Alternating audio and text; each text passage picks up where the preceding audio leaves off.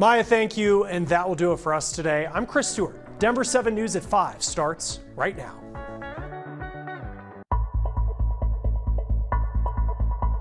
The fighting in Ukraine must stop. Hundreds of thousands flee Ukraine as calls for peace go unheard. We are in our country, we're in our home, and now we need to leave it to the nowhere. Russia's currency crumbles as sanctions take effect, while oil closes at its highest since 2014. International humanitarian and human rights law must be upheld. Denver students greet classmates without masks for the first time since the start of the pandemic. I mean, it's nice to see people smiling. Just makes, everything else better. And thieves turn car dealerships into their own personal chop shops. We are losing the money and we cannot sell.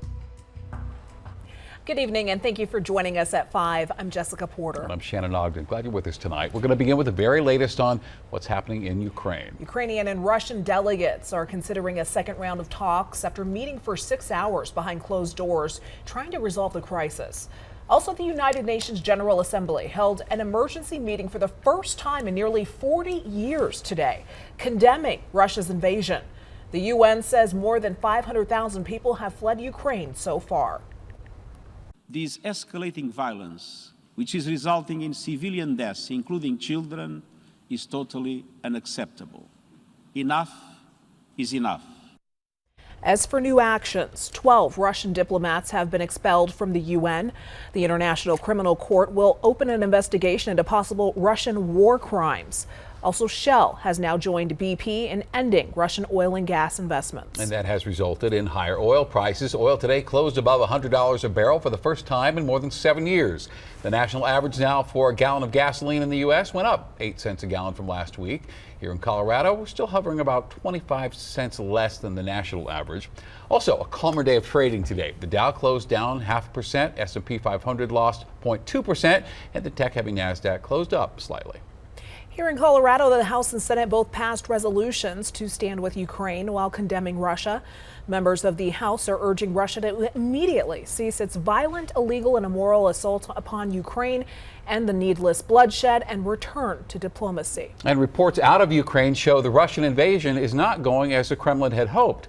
Now, Christoph Stiefus with CU Denver believes that Ukraine will eventually fall, but that every day it does not, it will come as a high cost to Russia and Russia's president.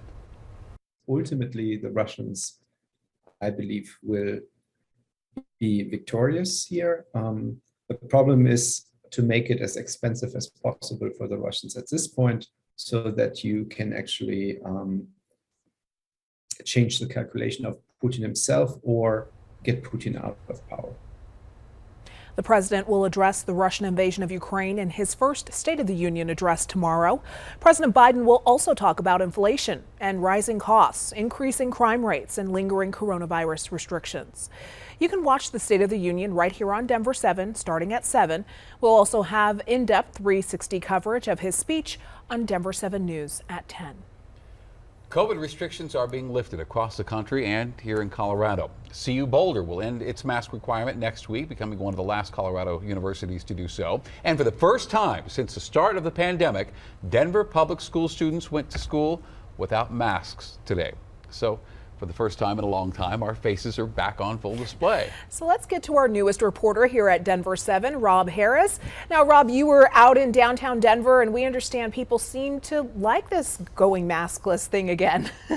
Oh, very much so. And the science says that going maskless could have a big impact on not only the way that we communicate with each other, but just the way we feel in general. So with that, my photojournalist and I decided to do a little social experiment. We went out to 16th Street Mall right around lunchtime, and then we just recorded my interactions with people, half when I had my mask on and half when I did not have my mask on, to see what the difference was.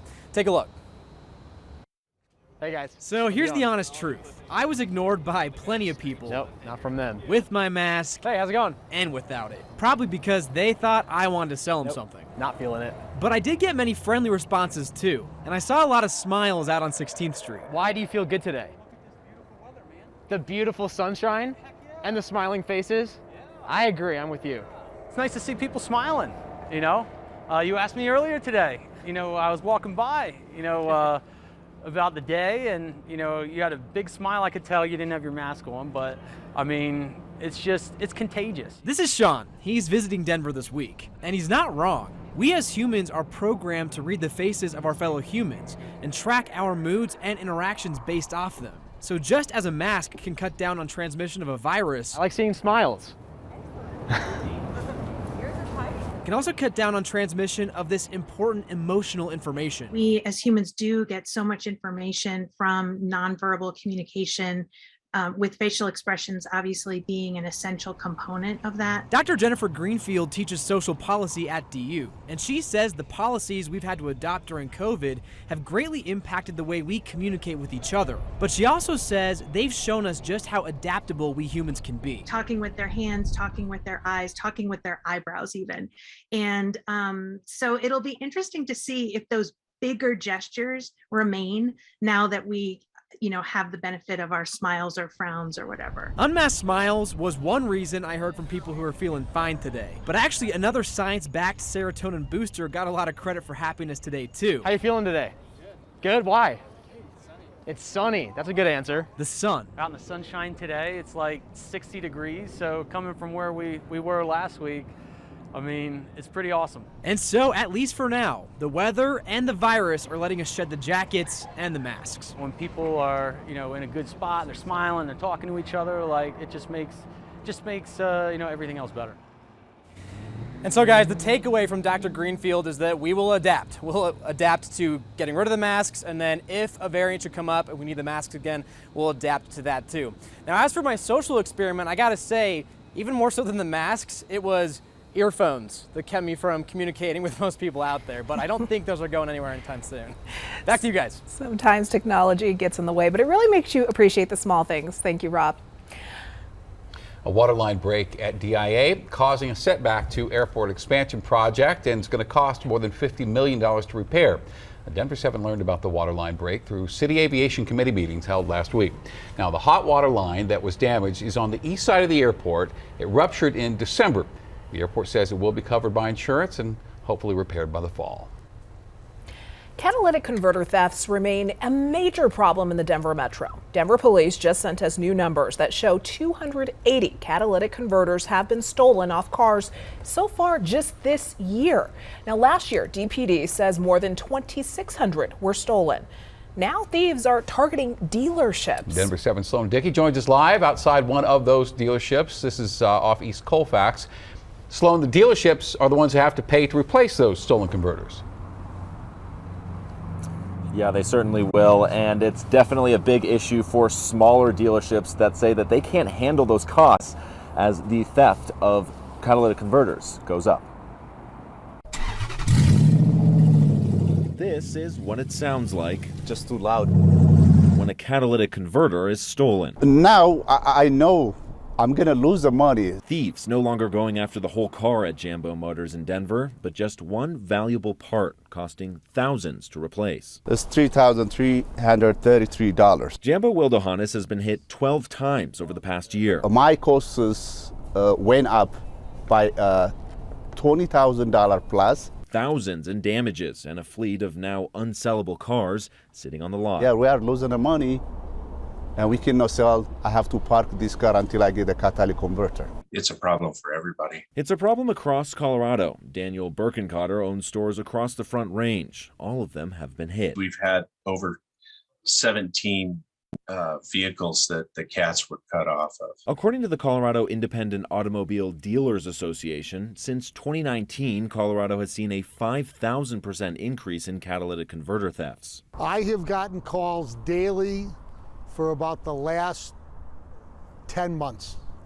The thefts on catalytic converters. A problem crippling the industry. Members are going out of business. We've had members close their doors because they've been hit more than once. CEO David Cardella says there's a solution. He's lobbying for Senate Bill 9 that would allow repair shops to install much cheaper aftermarket catalytic converters in the state.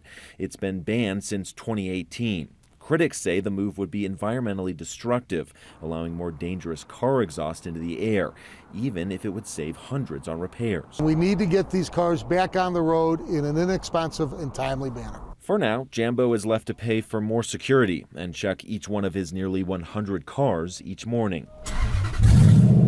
And then calculate the damage when he hears a sound like this. Now, Senate Bill 9 is still under consideration in the Colorado legislature. Meanwhile, small car dealerships like Jumbo's here say they need any protection they can get as the rise in thefts in catalytic converters. In downtown Denver, Sloan Dickey, Denver 7.